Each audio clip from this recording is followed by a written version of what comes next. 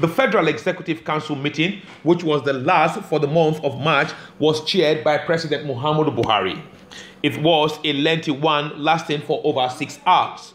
Briefing journalists after Council, Minister of Youth and Sport says he warned Council of the dangers posed by the nation's severe youth unemployment. We also try to draw the attention of the Council on the need for an effective synergy between the MDS to be able to address the youth question, which is more or less growing like a tsunami.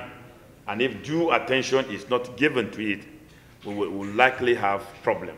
But in what appears like a defense for the federal government, the Minister of State for Labor and Productivity, Mr. Stephen Ocheni, says government is creating jobs through the National Directorate of Employment. We have an agency that deals with youth employment, and that's the National Directorate of Employment.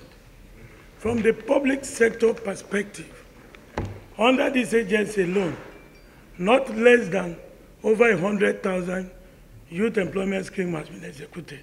Minimally, an average of over 100,000 unemployed persons in this country have been employed through the National Directorate of Employment. The Ministers of Education, Information and State for Aviation briefed on contracts awarded in some key sectors.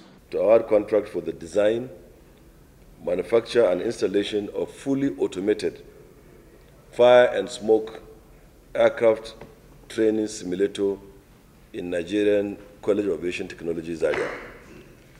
The total contract sum, I'm sure that's one of your questions and of interest to the public, is 4,233,756,047 naira and 85 kobo. 873,136,811 naira 51 kobo.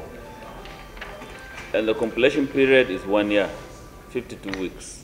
Contract for the rehabilitation of the Ikorodu-Shagamu Road in Lagos State for a sum of 20 billion naira, 845,336,248 naira 20 kobo.